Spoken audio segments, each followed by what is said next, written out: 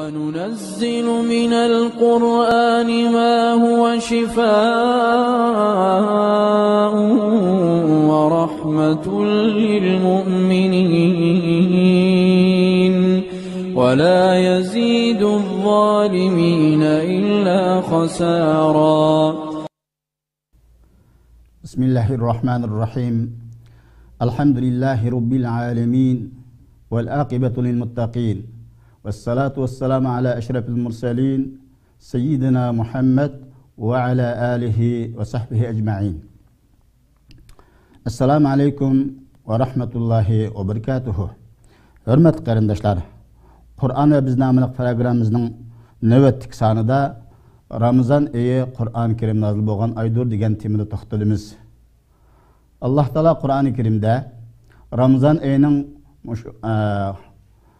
Qur'oni Karim nozil bo'lgan oy ekanligini bayon qilib, mundaq deydi: Shahru Ramazanallazi unzila fihil Qur'an hudan lin-nas va bayyinatin minal huda wal furqan.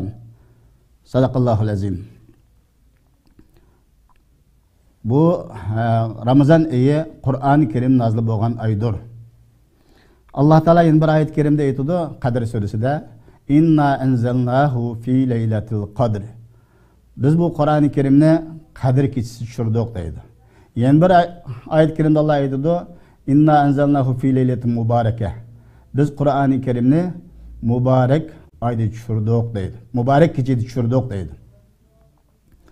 Demak, Qur'oni Karim Levhul Mahfuzdan birinchi qat osmonga, ya'ni Baytul Izziga biraqla tushgan. Ammo Baytul Izzidan bu yer shariga Peygamberimiz Muhammed sallallahu aleyhi ve sellem'ge 23 yıl bölünüp vaziyetning taqozzosiga, xalqning savollariga javob bo'lgan shaklda 23 yil jarayonida tushib bo'lgan. Bu oyat yana Alloh taolo hudal linnas deydi. Bu Qur'oni Karimningki madhilab Alloh taolo Qur'oni Karim tushgan oy, bu Qur'oni Karim xalqqa hidoyat deydi. İnsanlarni to'g'ri yo'lni ko'rsatib turgan kitob deydi. Va bayyinatin minal huda wal furqan. Bu to'g'ri yo'lningki hujjatlari bor, haq bilan botilningki ma to'g'ri ma botil deganning-chi dalil isbotlari bor Qur'on bu deydi. Bu Qur'oni Karim biri insonlarga hidoyat, yana bir bu Qur'oni Karimda to'g'ri yo'lningki dalil faktları var ve haq bilan nahaqning botil bilan bu haq bilan botilningki uçuk delilleri var dedi. Ma yol hak, ma yol hata degandek bütün hemsinin delil ispatları var dedi. Afsusen bugün günümüzde şu Kur'an-ı Kerim'den hidayet aldığan bu nesler bizde azip gitti. Nuru kılgan insanlar Kur'an-ı Kerim'den jiraklaşıp gittik. Üzümüzü bilip bilmeyi. Kur'an-ı Kerim'de hidayetten Kur'an'ın gayrıdını izleydiğen müşinde bir ahvallar. Emmeylerin to'g'ri yo'lni bilish, to'g'ri yo'lda menish arzuyimiz bor. Afsus, to'g'ri yo'lni ko'rsatib turgan Qur'oni Karimdan foydalanish usulimiz ajizlashib ketib qoldi.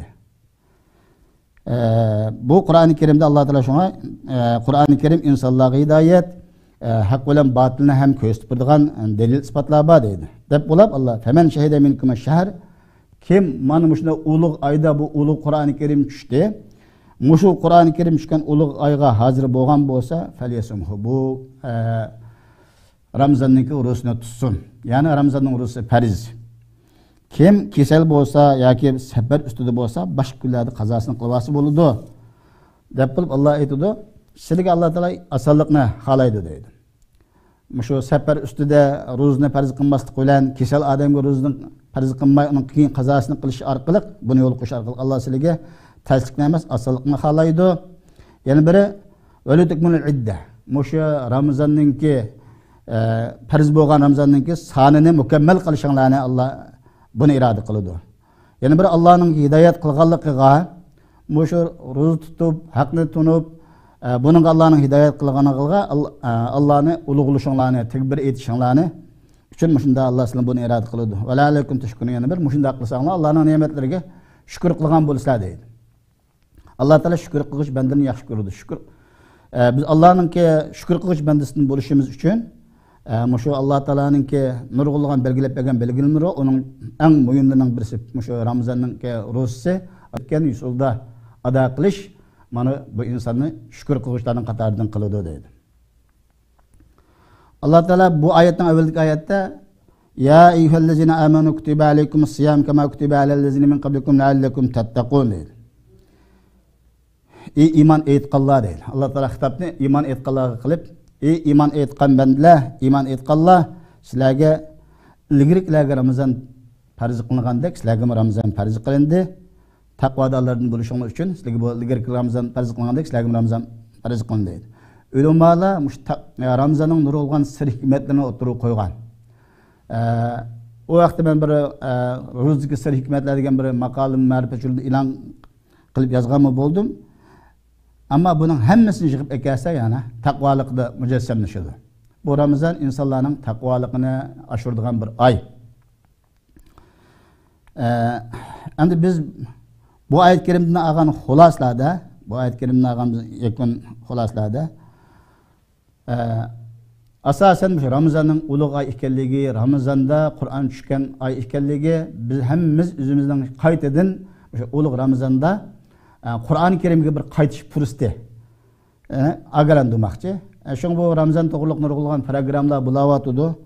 Men bu darsda asosan Ramazonning fazilatlari, Ramazonning ahkomlari ustida to'xtalmoqchi emas. Men faqat har bir o'zimga atrofdagi har bir qarindoshlarimga mush program qilish orqali Ramazonning Qur'on ekanligini eslatmoqchi. Ya'ni biz bu Ramazonda Qur'onni tilovat qilish, Qur'oni Karimning ma'nolarini tafakkur qilish, mulohaza qilish, xatmdan o'tish hammalarni chaqirma. Asli bu Qur'oni Karimga mansub bo'lgan har qanday narsa Allohning dargohida hurmati bek cho'ng. Ba'zan degan bu 11 oyning sultoni bu Ramazon 11 oyning sultoni bo'lishlik sabab Ramazon shu Qur'oni Karim bu oy tushganlikdan degan payg'ambarlarning ichidan payg'ambarimiz Muhammad alayhisolamning eng afzal payg'ambar bo'lishi o zotga Qur'oni Karim tushganlikdan degan. Firishtaning ichida eng afzal firishta Jibril alayhisolam, chunki Jibril alayhisolam Qur'oni Karimni olib tushganlikdan degan. Demak, Qur'oni Karimga munosabatlik, Qur'oni Karimga bog'langan har qanday shaxs dunyoda uning martabasi eng cho'ng. Afsus, biz bugungi kunda Qur'oni Karimni yodag'an qorilarimiz, Qur'oni Karimlarga mashg'ullangan tafsir ilmlaridan Qur'on ilmlaridan shug'ullanganlar faxrlangan bir zamonda emas, xijli bo'lgan bir zamonda yashayapmiz. Qorilarimiz Qur'oni Karimni yodag'anlik bilan faxrlanish kerak edi. Hatto ota-onalarmi o'zining farzandining qori bo'lganidan farzand faxrlanish kerak edi. Ammo jamiyatda nurg'unlagan kishilarning diniy tushunchasi ozliqdanmi, o'sha Qur'on yodag'anlarga bo'lgan ko'z qarash, uni tuvan ko'rish, yaratmaslik, hatto bu tafsir ilmlarini o'qiganlar bilan uning har xil hujumlar, tanqidlar bo'layotgan bir zamonda yashayapmiz. Endi dunyoda nurg'ulgan kishilarning shikoyati va mushjiq odamlar, bu Uyg'urlar bugungi kunda dinni o'qib ketdi, islom ilmidan o'qib ketdi, boshqa ilmdan o'qisoldi deganga o'xshash. Afsus, men mushu Istanbulda bizning hozir mush tafsir ilmini, Qur'on ilmini bildigan yoshlarning qanchalik desam, nurg'ulgan maktablarning son sifirlarini egallab baxtim. Ravur sanab 100 yoshlarning 100 odamni tafsir o'qiyotgan topqilib bo'lmaydi ekan endi. Bu bir achinishli ahvol. Necha million xalqning ichidan Qur'oni Karimning ma'nosini biladigan, burun o'qib bo'lganini hisob qilmaymiz. Yangi hozir o'smitliga o'smirlarimizning ichidan Allohning kalomi tafsirini biladigan odamdan 100 odamning sanag'il bo'lmasligining o'zi haqiqatan bir achinishli bir ahvol. Men bu programmada asosan xitob o'zimga, atrofdagi qarindoshlarimga hammalarning umumiylik Qur'oni Karimga yuzlanishni, o'sha Ramazon ulug' oyda hammalar Qur'onning qayta bir tafakkur qilib, Qur'onning ma'nolarini mulohaza qilib, uyda bolalarimizni Qur'oni Karimga ching tutib bir fursat, g'animat, o'sha Ramazonda bir Qur'onga qaytish orqali o'sha Ramazonning fursatni g'animat bilsak demakchi bu program orqali. Chunki bu Ramazon aslida Qur'oni Karim nozil bo'lgan sharafli bir oyda Alloh taolo bizga ogohlantirib berdi. Rasululloh akram sallallohu alayhi vasallam har jilnisi bir qatim Jibril alayhisolamning Qur'onni tingishlatdi, vafot bo'lgan jilnisi 2 qatim tingishlatgan degan sahih hadislar bor. Shunga o'xshash salaf solihlar Qur'oni Karimga alohida ahamiyat beradi. Bu hozirgi asr ulamolarining birisidan so'ralgan ekan, salaflar Qur'oni Karimga qanday muomala qiladi desa, javob berganki, hozir biz yoshlarimiz qo'l tilpilariga, aqlli tilpanga qanday ko'ngil bilgan bo'lsa, salaflar Qur'oni Karimga shunday ahamiyat beradi dedi. Afsus, biz hozir nurg'ulg'an qimmatli vaqtimizni mush aqlliq til bilan egallab ketib boryapti. Mushu qarindoshlarimdan mana etganlikka biz Alloh salomat qilsa Ramazonga chirish busuqsi turyapmiz. Mush Ramazonda ayda bütün toplarni taqab asosan shu xayriy ilm toplaridan boshqa bir oy o'zimizni mush Qur'oni Karimni tushunish, bilish, amal qilish mushunaqa bag'ishlagan bo'lsak degan umidda Cenab-ı Allah hammalarni Qur'oni shu ulug' Ramazonda Qur'oni Karimni tushunadigan, o'qiydigan kishilardan qilsin. Qur'oni Karimning o'qishiningki fazilat haqida men to'xtalmayman. Birimiz Qur'on payg'ambar sollallohu alayhi vasallamning sahih hadisi va Qur'oni Karim bir kelime, bir harf o'qigan odamga nechilik savob berilganligini, elif lamninki har birisining ayrim biridan kelim bo'lganligi, biridan harf bo'lganligi kelgan nurg'ulg'an sahih hadislar bor.